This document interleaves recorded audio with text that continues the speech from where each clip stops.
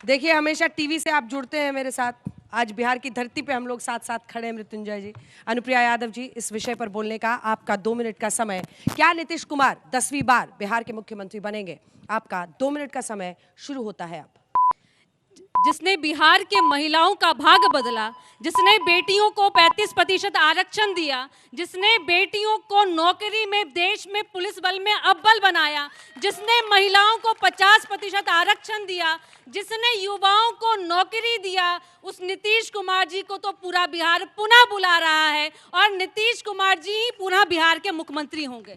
अब नीतीश कुमार जी इसलिए मुख्यमंत्री जरूरी हैं क्योंकि ना नौकरी के बदले वो जमीन नहीं लेते हैं, वो अपने बेटवा को मुख्यमंत्री का चेहरा घोषित नहीं करते हैं, वो अपनी बेटी को विदेश से बुला बुला कर करके नहीं कहते हैं चुनाव लड़ो। नीतीश कुमार जी के लिए पूरा बिहार उनका परिवार है।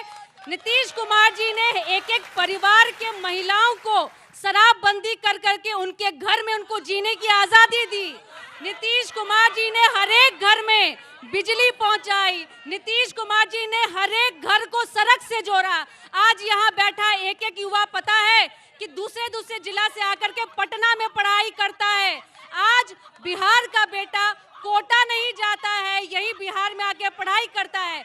नीतीश कुमार जी ने अपने बिहार में बताया कि ना हम किसी को बचाते हैं, ना हम किसी को फंसाते हैं, जो अपराध करेगा वो सलाखों के पीछे होगा। इसलिए नीतीश कुमार जरूरी है और एक बिहार का निर्माण इंजीनियर ही कर सकता है, 9वीं फेल तो नहीं कर सकता है।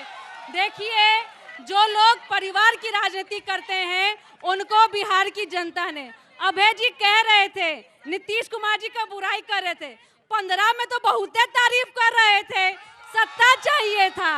अरे जो लोग सत्ता के लिए अपने विचार बदलते हो वो क्या बिहार को बदलेंगे? जिसका नेता विदेश घूमता हो वो क्या बिहार बदलेगा? जिसका पार्टी सुरक्षित नहीं वो बिहार को क्या सुरक्षित है? इसीलिए नीतीश कुमार जरूरी है। समय आपका समाप्त हुआ। मिडिल ऑर्डर ने भी जबरदस्त बल्लेबाजी की है एनडीए की तरफ से और अब बारी है मृत्युंजय तिवारी की। क्या नीतीश कुमार 10वीं बार बिहार के मुख्यमंत्री बनेंगे? इस विषय पर बोलने का आपका 2 मिनट का समय शुरू होता है अब। देखिए, बोल रहा है पूरा बिहार, नहीं चाहिए बीमार सरकार। बोल रहा है पूरा बिहार, हमें चाहिए रोजगार की भरमार वाली तेजस्वी सरकार। आदरणीय नीतीश कुमार जी ने 20 वर्षों में 20 वर्ष रह करके उन्होंने बिहार को रसातल में पहुंचाया। बिहार गरीबी में नंबर 1 है, बेरोजगारी में नंबर 1 है, पलायन में नंबर 1 है। बिहार की ये दुर्दशा के लिए सीधे जिम्मेवार अगर कोई है तो वो आदरणीय नीतीश कुमार जी हैं। इसलिए तेजस्वी यादव जी ने काम करके दिखाया, जो वादा किया वो पूरा किया। 17 महीने में 5 लाख नियुक्ति पत्र बांट करके हर घर में नौकरी रोजगार दिया। तेजस्वी यादव जी ने बिहार को विकास के रास्ते पर पहुंचाया। अब जब ये पलटी मार सरकार नहीं, तेजस्वी सरकार चाहिए। बिहार को अब 20 वर्षों से जो बिहार ने दंश झेला है, जो बिहार ने देखा है कि हमारी बेटियों के साथ किस तरह से बलात्कार हुए हैं, किस तरह से 70,000 करोड़ से ज्यादा घोटाला हुआ है, किस तरह से परीक्षा का प्रश्न पत्र पेपर लीक हुआ है, नौजवानों का भविष्य बर्बाद हुआ है। अब बिहार ने संकल्प लिया है, बिहार की जनता ने ठाना है, हम तेजस्वी सरकार हमें बनाना है। अब इधर उधर की बात नहीं करना है। ये जितने लोग यहाँ पर बैठे हैं ये सबको पता है कि इस बार ये सरकार की विदाई तय है, तेजस्वी सरकार आ रही है। 14 नवंबर ये बिहार विधानसभा देख लीजिए, यहाँ तेजस्वी सरकार आएगी और बीमार सरकार जाएगी। ये बिहार की 14 करोड़ जनता का संकल्प है। जबरदस्त। मृत्युंजय तिवारी जी के लिए भी ताली बजाइए आप लोग। मृत्युंजय तिवारी जी के लिए भी ताली बजाइए। जबरदस्त, कमाल कर दिया आपने। मिडिल ऑर्डर आज बहुत स्ट्रांग है, दोनों बिहार के हैं तो इसीलिए जबरदस्त हुआ है। अब मैं आप लोगों के बीच एक बार आना चाहती हूँ। और दोनों ही प्रश्न, एक हिस्से से एक प्रश्न लूंगी, आप लोग तय कर लीजिए आपस में, वहां आने के बाद लड़ाई झगड़ा नहीं। और नीले हिस्से से भी एक प्रश्न लेंगे, लड़ाई झगड़ा नहीं। क्या कोई भी है? जनसुराज, मुझे पता है आप लोग जो उनके विरोध में है ना, आप लोगों को जनसुराज का इंतजार है। जनसुराज से भी है यहाँ बोलने के लिए, जनसुराज से भी है, जनसुराज से भी है, आराम से आराम से, जनसुराज से भी यहाँ पर है, सब लोग बोलेंगे। और एक एक युवा नेता भी हम चुनेंगे, तो आप लोग तय कर लीजिए किसको बोलना है। एक एक जवाब दोनों से ले लेते हैं। एक सवाल, आप स्टेज पे बोलने वाली हैं तो इनका सवाल है। हमको आज राजद से सवाल है कि 20 साल से सुन रहे एक ही बात कि दलित लोगों को खटिया पर बैठने नहीं देता था, कुर्सी पर बैठने नहीं देता था। तो लालू यादव जी से पहले भी यहाँ 2 मुख्यमंत्री हुए हैं, एक कर्पूरी ठाकुर हुए हैं और एक भोला पासवान शास्त्री। तो कैसे हुए वो? अगर खटिया पर बैठने नहीं देता था, गिरा देता था, मारता था, ढकेलता था, तो यही सवाल हमारा। ठीक है, अब नीले हिस्से से कौन पूछेगा? नेताजी है, लेकिन नेताजी बोले गाना गाएंगे वो, है गाना, तो सवाल पूछेगा कौन? देखिए, हमारे साहब बोले कि पहले भी तो हमारे जो है स्वर्गीय कर्पूरी ठाकुर जी जरूर मुख्यमंत्री बने, लेकिन ये जो सामंतवाद विचार के जो लोग थे उनको चलने नहीं दिए। अगर आए, उन्हीं के कवि को जो है लालू प्रसाद जी आए तो मजबूती से रखे और वोट के अधिकार को रखे। जो है आपको जेडीयू से सवाल पूछना था जी। सब नेता ही बैठे हैं क्या आज? इसलिए कहते हैं बिहार में कि सवाल कौन पूछेगा, सब नेता ही है, हैं? एक बच्ची से मैं सवाल लेती हूँ, आप पूछिए।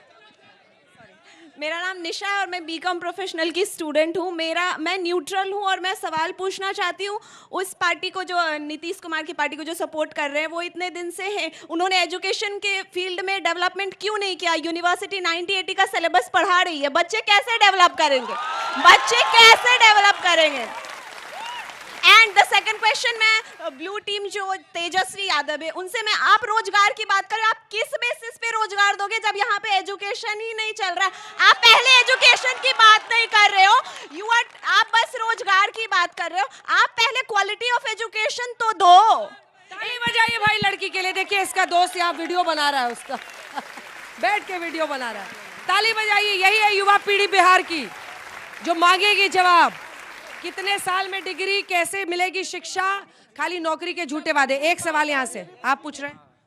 मेरा सवाल जो है, हमारे यहाँ पे राजद के प्रवक्ता हैं, भाजपा और एनडीए के भी प्रवक्ता हैं, दोनों बिहार, ये एक बिहार के युवा होने के नाते मेरा इन दोनों से सवाल है कि एक का सरकार बनता है तो 9वीं फेल बन जाते हैं, एक का सरकार बनता है तो जिनके ऊपर 7-7 लोगों की हत्या का आरोप है, सम्राट चौधरी, जिनके पास पता नहीं पीएफसी का डिग्री कहां से लेके आ गए हैं, 10वीं पास किए हैं कि नहीं किए हैं, और जब पत्रकार सवाल पूछते हैं तो हाफी डिपीट बताते हैं।